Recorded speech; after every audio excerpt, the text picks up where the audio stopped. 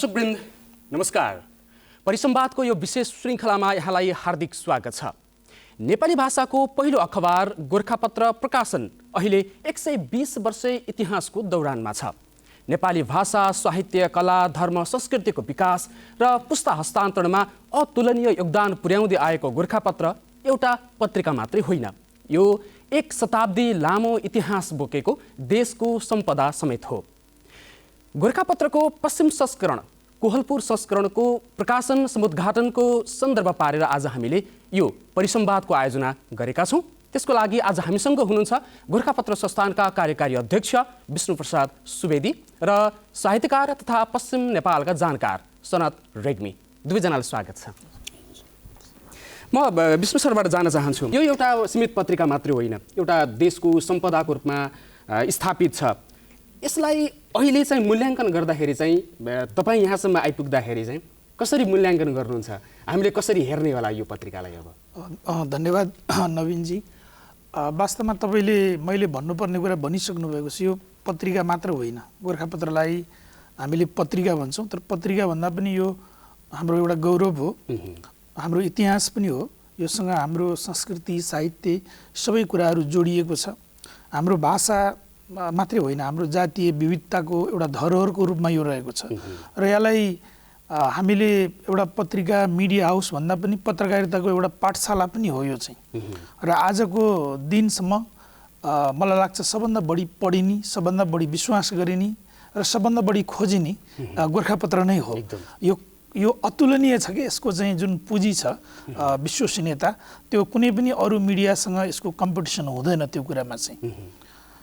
Okay, जस्तो म सनत सरलाई सोध्न चाहन्छु, तपाईँले लामो समय पश्चिम नेपालमै बस्नुभयो, काठमाडौँमा पनि बस्नुभयो। तपाईँको जुन एउटा लेखनको प्रक्रिया छ, त्यो लेखनको प्रक्रियामा कुनै न कुनै रूपमा गोरखापत्र जोडिएको छ। गोरखापत्रका अक्षर अक्षरसँग तपाईँका उमेरका केही अंशहरू जोडिएका छन्। कसरी सम्झिनुहुन्छ तपाईँले गोरखापत्रलाई? म यस कारण पनि सम्झिन्छु कि मेरो पितामह, मेरो हजुरबुवा जुन हुनुहुन्थ्यो, हजुर गोरखापत्रको जागिर छोडेर नेपालगञ्ज आउनुभएको। ओके, उहाँ गोरखापत्रमा चाहिँ नि हाम्रो चाहिँ नि श्यामजी प्रसाद रियाल हुँदाखेरि चाहिँ नि त्यहाँ चाहिँ नि 4-5 जनाको दरबन्दी मात्रै थियो।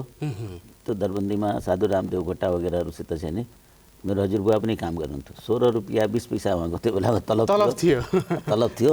अनि त्यो जागिर छोडेर अनि उहाँ नेपालगञ्ज आउनुभएको।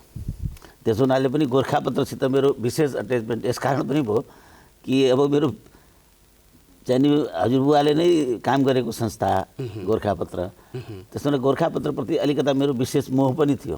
म गोरखापत्र नेपालगञ्जमा बहुतै कम आउँथ्यो के। सुरुमा त महिना दिनमा एकपटक गोरखापत्र आउँथ्यो, पछि हप्ता दिनमा आउन थाल्यो र म अलि ठुलो भएर अलि पढ्न थालेपछि 7 दिनमा एक दिन गोरखापत्र पढ्थेँ। 7 दिनको गोरखापत्र एकै दिनमा पढ्नुपर्ने थियो। पढ्नुपर्ने थियो। अनि गोरखापत्र त्यति बेला कस्तो थियो भनेदेखि अरू मिडिया हाउसहरू नेपालमा थिएनन्। जति पनि सरकारी विज्ञापनहरू थियो जम्मै गोरखापत्र बाहेक अरूमा हुँदैन। अनि त्यसको लागि पनि चाहिँ नि गोरखापत्र चाहिँ नि खोजिकन पढ्ने। अब एसएलसीको रिजल्ट चाहियो, अब त्यो गोरखापत्रै खोजेर पढ्नु पर्थ्यो। त्यसमा गोरखापत्रको एउटा विशेष महत्त्व छ। गोरखापत्र वास्तवमा एउटा संस्था होइन, एउटा प्रतिष्ठान, एउटा संस्था नै हो, एउटा मिडिया हाउस नबनेर नेपाली पत्रकारिताको चाहिँ नि सुरुवात गर्ने एउटा चाहिँ नि हाम्रो चाहिँ नि एउटा गौरव, राष्ट्रिय गौरवको रूपमै गोरखापत्रलाई मैले चाहिँ नि पाएको छु। जस्तो सुरुवाती दिनहरूमा तपाईँले पढ्ने गोरखापत्रमा प्रकाशन हुने विषयवस्तुहरू र अहिले प्रकाशन हुने विषयवस्तुमा जुन समयक्रम अनुसार जुन परिवर्तन आयो, त्यो परिवर्तनलाई पछ्याइरहेको त अवश्य पनि छ होला। त्यो बाहेक चाहिँ यहाँको राजनीति, यहाँको समाज, यहाँको धर्म, संस्कृतिका विविध आयामहरू चाहिँ कतिको समावेश भएको र त्यो चाहिँ कुन स्तरमा समावेश भएको जस्तो लाग्छ यहाँलाई? होइन, गोरखापत्रको नेपालगञ्जको एउटा चाहिँ नि दुर्भाग्य भनेर भनौँ के। नेपालगञ्जको दुर्भाग्य के हो भने यहाँ चाहिँ नि नेपालगञ्जको इतिहासमा चाहिँ नि म धेरै किताबहरू पढ्छु। जस्तो नेपाली क्रान्तिको इतिहास पढ्छु होइन, नेपाली साहित्यको इतिहास सारा हेर्दाखेरि अब 160 वर्ष पुरानो नेपालगञ्ज होइन, तर नेपालगञ्जको कुनै चाहिँ नि भनौँ न त्यो दस्तावेज गरेको दस्तावेजीकरण भएकै छैन। गोरखापत्रहरूमा पनि हामी पाउँथेनौँ कि नेपालगञ्जको समाचार बहुतै कम आउँथ्यो। गोरखापत्रको समाचारमा मैले आफै जेल परेको समाचार चाहिँ पढेँ मैले। गोरखापत्रमा जेलमा थिए, गोरखापत्रमा मात्रै आउँथ्यो जेलमा, अनि फलानालाई चाहिँ पक्राउ पूर्जी यसरी अञ्चलाधीश कार्यालयबाट दियो भन्ने समाचार बाहेक नेपालगञ्जको चाहिँ नि साहित्य, संस्कृति, कला, खेलकुद आदिका न्युजहरू चाहिँ नि बहुतै कम चाहिँ नि गोरखापत्रमा। राजधानीबाट धेरै टाढा भएर पनि होला, राजधानीबाट धेरै टाढा सुदूरपश्चिम, त्यस बेलामा हामी सुदूरपश्चिमै भन्थ्यौँ, अहिले नै मध्यपश्चिममा छौँ। सुदूरपश्चिममा थियौँ, अलिकता धेरै टाढा भएको हुनाले पनि त्यो स्थिति थियो होला। तर चाहिँ नि नेपालगञ्जले सिकेको पनि गोरखापत्रैबाट। नेपालगञ्जले भाषाको विषयमा, साहित्यको विषयमा, अरू खेलकुदको विषयमा र रेडियोहरूको विषयमा आदि इत्यादि जतिसकै चाहिँ यो मिडियासित, पत्रकारितासित सम्बन्धित कुराहरू छ, त्यो कुराहरूमा चाहिँ नि जानकारी नेपालगञ्जवासीले यदि लियो भने गोरखापत्रबाटै लिए। ओके, जस्तो अध्यक्षज्यू, यो गोरखापत्र भनेको स्थापनादेखि अहिलेसम्म हेर्दाखेरि विभिन्न राजनीतिक कालखण्डहरूको चाहिँ प्रत्यक्ष साक्षी भएर काम गरिराखेको, भनौँ न राणाहरूको दबदबा, त्यसपछि पञ्चायतको कुरा, प्रजातन्त्रमा त्यति धेरै लडेको र अहिले गणतन्त्रकोलाई चाहिँ नजिकबाट महसुस गरिरहेको, हेरिरहेको पत्रिका, र तपाईँले बसेर काम गर्दाखेरि चाहिँ यसमा कसरी हेर्नुहुन्छ तपाईँले चाहिँ यो मूल्याङ्कन गर्दाखेरि समग्र विषयलाई समेटेर हेर्दाखेरि चाहिँ? होइन, यस्तो छ नवीनजी, अब मैले गोरखापत्रको मूल्याङ्कन गर्ने भन्दा पनि अब जस्तो गोरखापत्र भनेको तपाईँले भनिहाल्नुभयो एउटा युगको पनि प्रतिनिधि हो क्या यो चाहिँ, र इतिहासको सबभन्दा एउटा जीवन्त साँची हो। मलाई लाग्छ नेपालमा भएका सबै खालका राजनीतिक आन्दोलनहरू, अरू अभियानहरूमा गोरखापत्र सबभन्दा एउटा सक्रिय साँची र एउटा सहयात्रीको रूपमा रहेको छ, र सबै खालका इतिहासका सबै घुम्तीहरू यसले आफै भोगेको छ क्या। त्यसले यो सबै हिसाबले समृद्ध छ। तर अब हामीले जस्तो इतिहासको हिसाबले हामी समृद्ध छौँ, विरासतको हिसाबले हामी समृद्ध छौँ, हामीसँग रिसोर्स छ, हामीसँग गभर्मेन्टको चाहिँ ब्याकअप छ, सपोर्ट छ, ठुलो नेटवर्क छ। तर अब चाहिँ हामी सिफ्ट गर्ने बेला भएको छ, परिवर्तन गर्ने बेला भएको छ। किनभने अब यो टेक्नोलोजीले हामीलाई त्यो डिमान्ड गरिरहेछ। त्यस कारणले हामीलाई अब गोरखापत्रलाई अलिकति नयाँ ढङ्गले यो डिजिटल युगको स्मार्ट गोरखापत्र भनेर एउटा अभियान मैले मेरै अगुवाईमा अहिले हामीले त्यो खालको एउटा पोलिसी बनाएर त्यो लाइनमा हामीले काम गरिरहेछौँ। किन भन्दाखेरि तपाईँले अहिले हेर्नुभयो भने पत्रकारिताको आयाम नै परिवर्तन भएको छ। अब अहिले पाठक र प्रविधि चाहिँ बलवान भएको छ, पत्रकार होइन। हामी पत्रकार बलवान होइन, अहिले चाहिँ अहिले टेक्नोलोजी र पाठकहरू चाहिँ बढी बलवान छ। हामीभन्दा पाठकहरू बढी स्मार्ट छ। त्यस कारणले उनीहरूको सन्तुष्टि, उनीहरूको रुचि र उनीहरूको चाहिँ के अरे रोजाइलाई हामीले प्राथमिकतामा राख्न सकेनौँ भने गाह्रो छ अहिले प्रतिस्पर्धामा चाहिँ। तर त्यो आरोप चाहिँ लाग्छ होइन गोरखापत्रलाई बेला बेलामा, जस्तो विभिन्न राजनीतिक सङ्कटहरूमा गोरखापत्र चाहिँ तटस्थ बस्दिन्छ कहिलेकाहीँ, र जनताले बोलिरहेको कुराहरू बोल्न नसकेको कि भन्ने पनि लाग्छ। यो खासमा चाहिँ गोरखापत्रलाई चिनाउने बेलामा कसरी चिनाउनुहुन्छ त? होइन, गोरखापत्रलाई चिनाउँदाखेरि मलाई लाग्छ गोरखापत्र जनताको पत्रिका हो। हामीले गोरखापत्रलाई सरकारी भन्छौँ। सरकार कसको हो? सरकार कुनै पार्टीको हो र होइन नि, काङ्ग्रेसको पनि होइन, एमालेको पनि, माओवादीको पनि, जनताको हो नि। त्यसले सरकारको कार्यक्रमलाई, सरकारको योजनालाई, गभर्मेन्टको चाहिँ पोलिसीलाई सपोर्ट गर्ने, त्यसलाई प्रमोट गर्ने भनेको त हाम्रो मात्रै दायित्व होइन, निजी मिडियाको पनि दायित्व। त्यसले हामीले त स्वाभाविक हिसाबले गभर्मेन्टको चाहिँ स्ट्राटेजी, गभर्मेन्टको पोलिसी, प्रोग्राम, बजेटलाई सपोर्ट गर्छौँ। त्यो कारणले चाहिँ हामी बायस भयौँ, सरकारी भयौँ भन्न मिल्दैन। र मलाई लाग्छ आजको दिनसम्म जनताको आवाज र जनताको समस्या सकसलाई जस्ताको तस्तै बाहिर ल्याउने एउटा निष्पक्ष माध्यमको रूपमा गोरखापत्र नै छ। जस्तो अब यो निजी मिडिया र गोरखापत्रको भिन्नता चाहिँ ठ्याक्कै भन्दाखेरि चाहिँ कसरी छुट्याउने हामीले? होइन, यो धेरै फोरमहरूमा मैले भन्ने गरेको छु। अब कतिपयले भन्नुहुन्छ ल कान्तिपुर जस्तो हुनु पर्यो, अथवा अन्नपूर्ण जस्तो हुनु पर्यो, नयाँ पत्रिका जस्तो हुनु। गोरखापत्र नै हो कि। गोरखापत्रलाई हामीले कुनै पनि अरू मिडियासँग हामीले कम्पेयर गर्न मिल्दैन, तुलना गर्न मिल्दैन। हाम्रो आफ्नै चरित्र छ, हाम्रो आफ्नै पहिचान छ, र पाठकहरूले हामीलाई चिन्ने पनि त्यही हिसाबले हो। हाम्रो जुन चित्र र चरित्र छ गोरखापत्रको, त्यो चाहिँ हामीले लुज गर्नु हुँदैन, र त्यो नै हाम्रो सबभन्दा ठुलो स्ट्रेन्थ हो। अघि सनत सरले पनि भन्नुभयो किन गोरखापत्र मान्छेहरूले पढ्छ, किन गोरखापत्र खोज्छ भन्दाखेरि सबैभन्दा ठुलो कुरो भनेको आधिकारिकता। र अर्को भनेको विश्वसनीयता। त्यही नै हो हाम्रो सबभन्दा ठुलो पुँजी। तर अब त्यो पुँजी छ भनेर हामी दङ्ग भएर अथवा रमाएर बस्ने बेला छैन। हामीले धेरै कुराहरू सुधार गर्नुपर्ने, परिवर्तन गर्नुपर्ने थुप्रै कुराहरू छ। त्यसको लागि हामीले एउटा खालको अभियान अथवा एउटा खालको इनिसिएसन सुरु गरिसकेका छौँ। त्यही अभियानको विषयमा कुरा गरौँ, अहिलेको सान्दर्भिकताको विषय।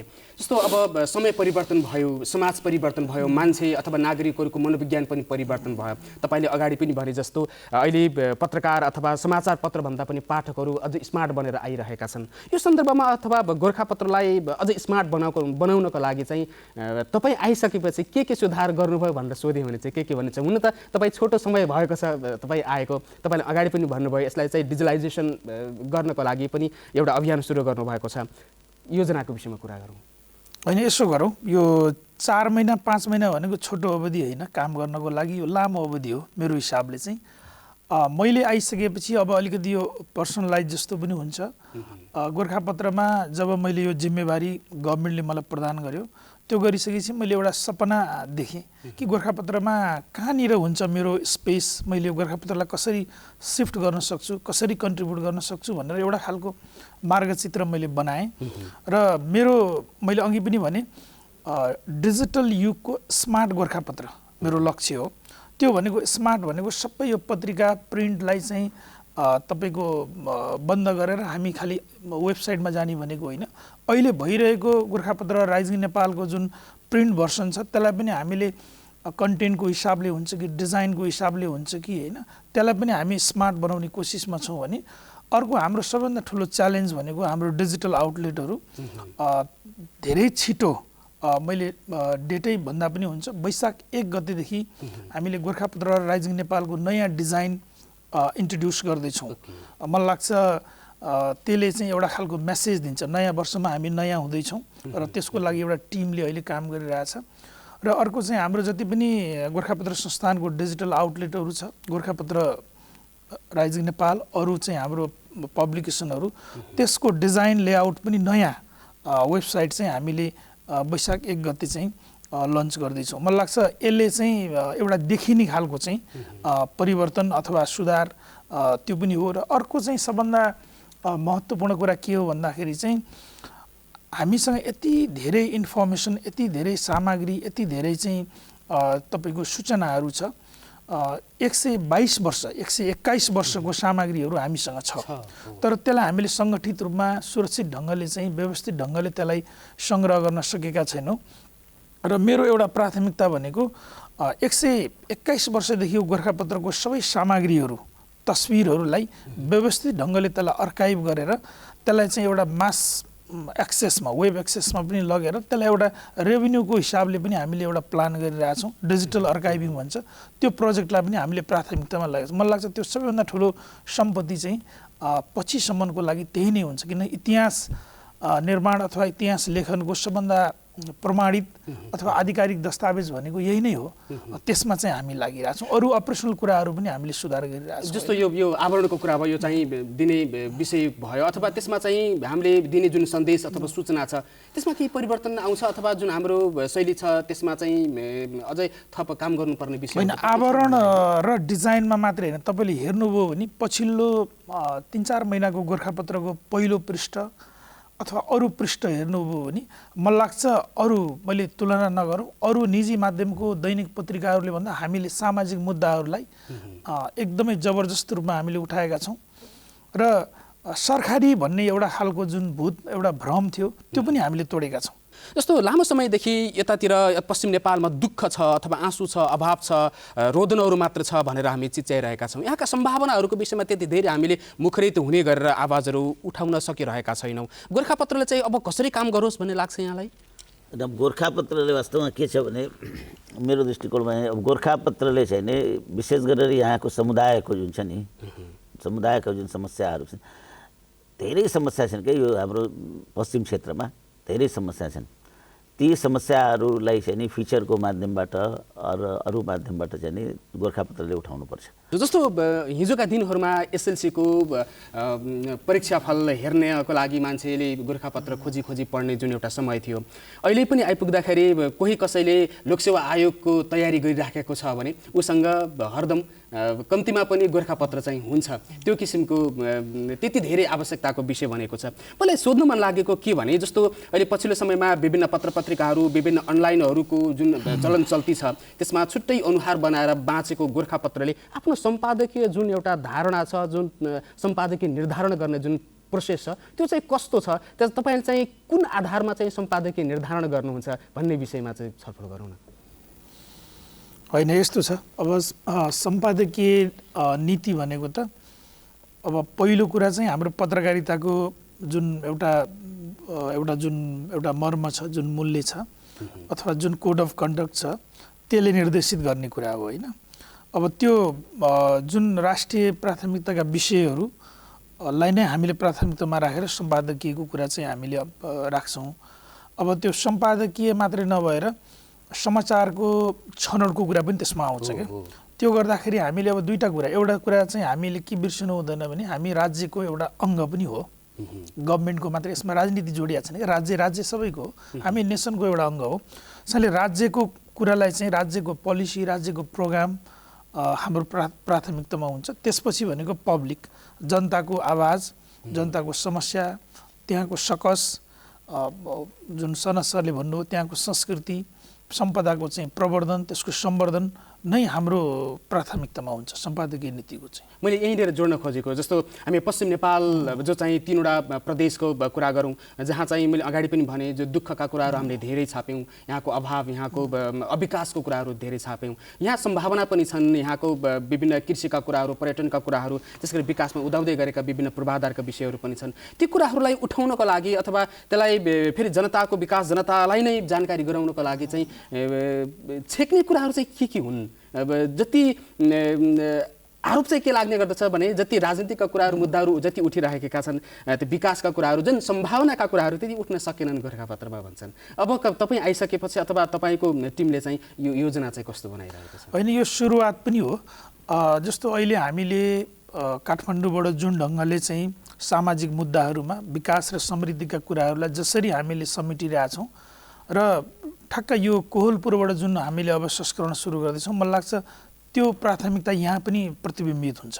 हामीले के भन्ने गरेका छौँ भने 3वटा प्रदेश लुम्बिनी, कर्णाली र तपाईँको सुदूरपश्चिमको समृद्धिको एउटा महत्त्वपूर्ण साझेदार हामी हुन सक्छौँ। यहाँका सामाजिक मुद्दाहरूको उठाएर हुन्छ कि यहाँका विभिन्न के अरे राजनीतिक मुद्दाहरूकोमा हामीले लबिङ गरेर हुन्छ कि के गरेर हुन्छ, हामी ती कुराहरूलाई प्राथमिकतामा राख्छौँ। ओके, अब चाहिँ यो गोरखापत्रलाई तपाईँले भने जस्तै बनाउनको लागि चाहिँ सुदूरपश्चिमले अथवा सुदूरपश्चिमका स्थानीय तहले अथवा सुदूरपश्चिमका आम नागरिकहरूले चाहिँ तपाईँलाई चाहिँ कस्तो सहयोग गरोस् भन्ने तपाईँलाई चाहिँ अपेक्षा छ? होइन, हामीलाई माया गरिदिए हुन्छ, गोरखापत्र पढिदिए हुन्छ। तर एउटा गाह्रो के छ भने हामीले सबै पाठकहरू समक्ष गोरखापत्र चाहेर पनि त्यसको भौतिक प्रति चाहिँ हामी उपलब्ध गराउन सक्दैनौँ, त्यसको एउटा सीमा हुन्छ।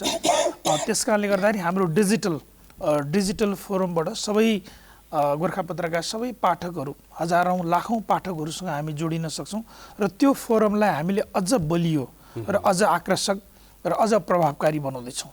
जस्तो सनत सर, अबको डिजिटल प्रविधिमा नयाँ किसिमका विषयहरू आउलान् अथवा नयाँ योजनाहरू आउलान्, नयाँ सपनाहरू पनि आउलान्, त्यसमा चाहिँ नागरिकहरूले चाहिँ अब गोरखापत्रबाट के अपेक्षा गर्ने होला? हुन त यो विषय अगाडिको प्रश्नसँग जोडिएला, तर पनि अझ स्पेसिफिक भएर भन्दाखेरि जस्तो तपाईँ चाहिँ पश्चिम नेपालको यहाँको कला, साहित्य अनि सङ्गीतका कुरा भयो अथवा भूगोलकै कुरा हो, सबै कुराहरूमा नजिकबाट छामेको भएर चाहिँ के अपेक्षा गर्नुहुन्छ तपाईँहरू चाहिँ? होइन, अब जस्तो कोहलपुर संस्करण जो निस्किँदैछ, अब यो मलाई लाग्छ कि यसमा केही पेज चाहिँ नि लोकल हुन्छ होला होइन, केही पेज, 1 पेज 2 पेज कति हुन्छ होला।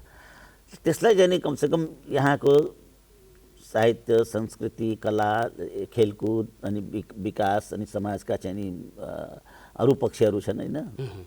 हाम्रो चाहिँ नि पश्चिमतिरका चाहिँ नि धेरै समस्याहरू छन् होइन, समाजमा विभिन्न कृतिहरू छन्, यी सबैलाई चाहिँ नि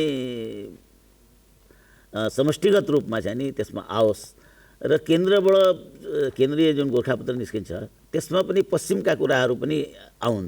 केन्द्रका मान्छे पश्चिमको अखबार पश्चिमका मान्छेले मात्रै पढेर थाहा पाएर त भएन।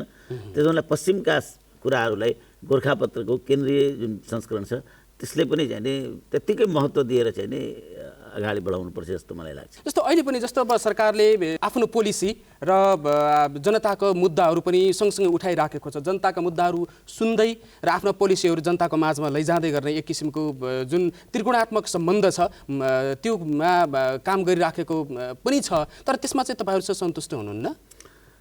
अनि सन्तुष्ट त नहुने भन्ने कुरा होइन, तर के भने जति मात्रामा सन्तुष्ट हुनु पर्यो त्यति मात्रामा चाहिँ सन्तुष्ट हुन अझै गोरखापत्रका पाठकहरू सकेका छन्। एउटा गोरखापत्रको पाठकहरूलाई एउटा कुरा चाहिँ के लाग्छ भने अलिकता अब त्यो सरकारी पत्रिका भन्ने एउटा चाहिँ एउटा जुन मनोविज्ञान छ, एउटा धारणा छ, त्यसले पनि हुनसक्छ।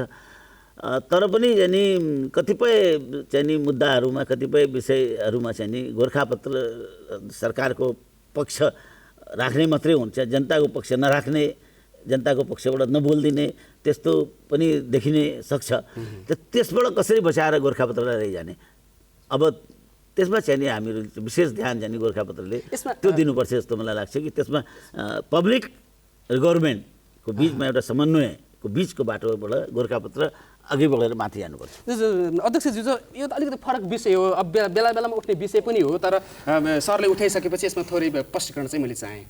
यस्तो छ, मैले अघि पनि भने जस्तो हामी सरकारी हौँ, सरकारी पत्रिका भन्दाखेरि हामीले कुनै सङ्कोच मान्नुपर्ने, लाज मान्नुपर्ने, अप्ठ्यारो मान्नुपर्ने अवस्था छैन। किन सरकारी हुनु नराम्रो होइन मेरो आफ्नो हिसाबले, किन हाम्रो चरित्रै त्यही हो। तर हामीले कस्तो कन्टेन्ट दिन्छौँ होइन, हामी कति जिम्मेवार छौँ, हामी कति व्यावसायिक छौँ भन्ने कुरा हो। सरकारकै तपाईँको संरक्षण, सरकारकै सपोर्ट, गभर्मेन्टकै तपाईँको अनुदान पाएर पनि हामी व्यावसायिक र तपाईँको रेस्पोन्सिबल भयौँ भने त्यसलाई हामीले अन्यथा मान्नु मिल्दैन। र गोरखापत्रलाई सरकारी संरक्षणबाट अथवा सरकारको नियन्त्रणबाट मुक्त गर्न साथ चाहिँ यो राम्रो हुन्छ भन्ने कुरामा चाहिँ म अहिले कन्भिन्स छैन। यो बहसको विषय हो, किन हामीले देखेका छौँ थुप्रै सरकारी संस्थाहरू निजीकरण गरेपछि तिनीहरूको हालत अवस्था के छ, यो त अझै संवेदनशील हो।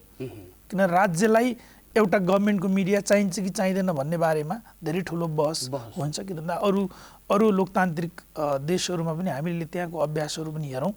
त्यसैले त्योभन्दा पनि मलाई लाग्छ अहिले भएकै संरचनालाई हामीले सुधार गर्न सकिने प्रशस्त ठाउँहरू छन् त्यहाँ चाहिँ।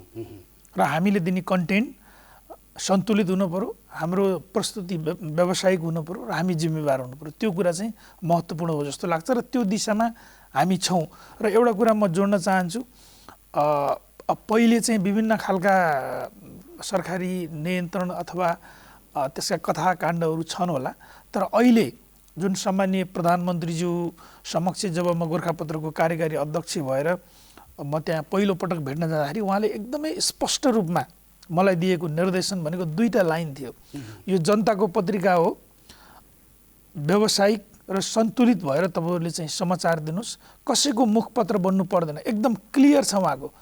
भनेपछि हामी किन मुखपत्र बन्नु पर्यो र?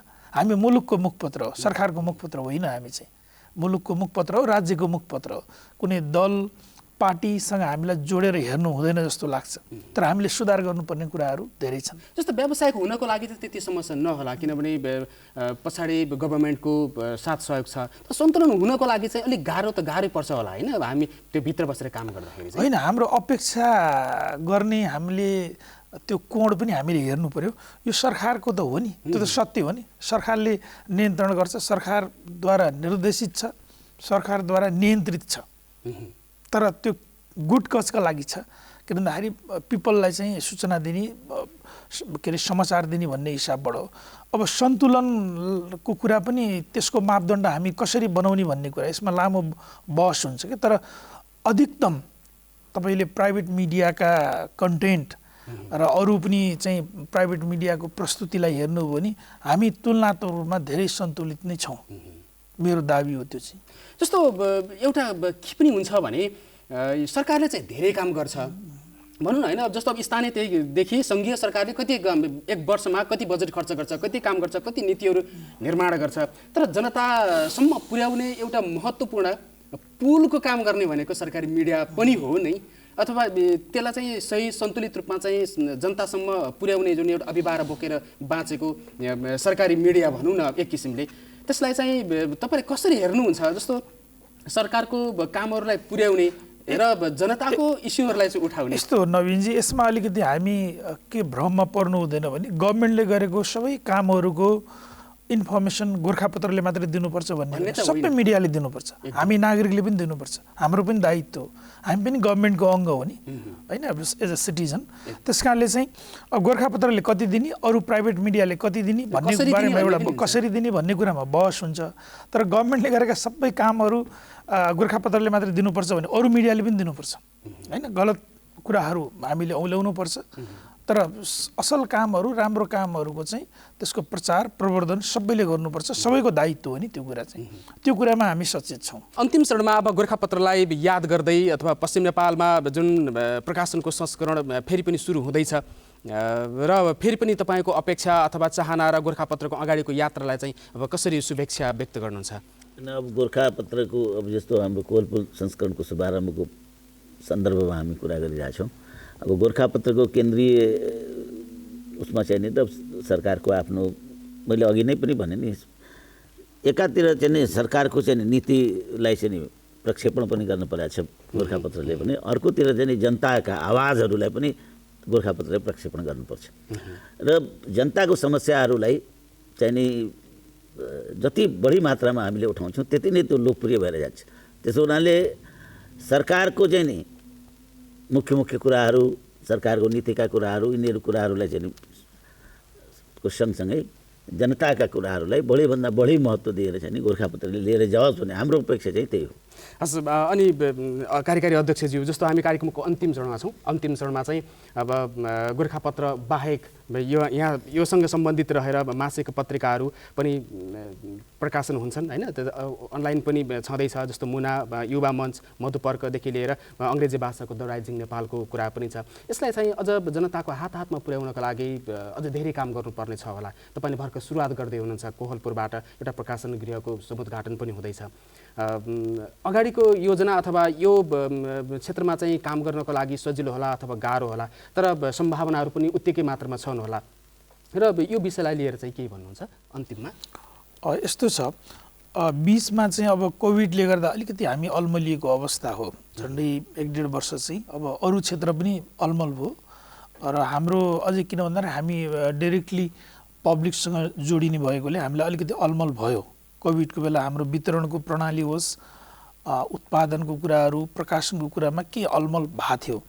अब लगभग त्यो अवस्था बिस्तारै सहज हुँदैछ र हामीले मैले भने कन्टेन्ट प्रोडक्सनमा पनि एउटा खालको नयाँ एउटा रणनीति साथ हामी अघि बढेका छौँ भने अर्को हाम्रो च्यालेन्ज भनेको वितरण हो। अघि सरले पनि भन्नुभयो, पाठकले चाहेर समयमा गोर्खापत्र नपाउने अवस्था छ, त्यो म स्वीकार्छु होइन, र त्यो कुरालाई कसरी अन्त्य गर्न सकिन्छ भनेर हामीले एउटा स्टडी गरेर, एउटा होमवर्क गरेर एउटा अभियान पनि सुरु गर्दैछौँ। 7वटै प्रदेशमा गोर्खापत्रको चाहिँ सर्कुलेसनलाई कसरी प्रमोसन गर्न सकिन्छ, वितरणमा के समस्याहरू छन् भनेर एउटा टोली 7वटै प्रदेशमा एउटा टास्क फोर्स जस्तो बनाएर हामीले स्टडी पनि गरिरहेछौँ र मलाई लाग्छ छिटै हामी नयाँ अभियान पनि सुरु गर्दैछौँ।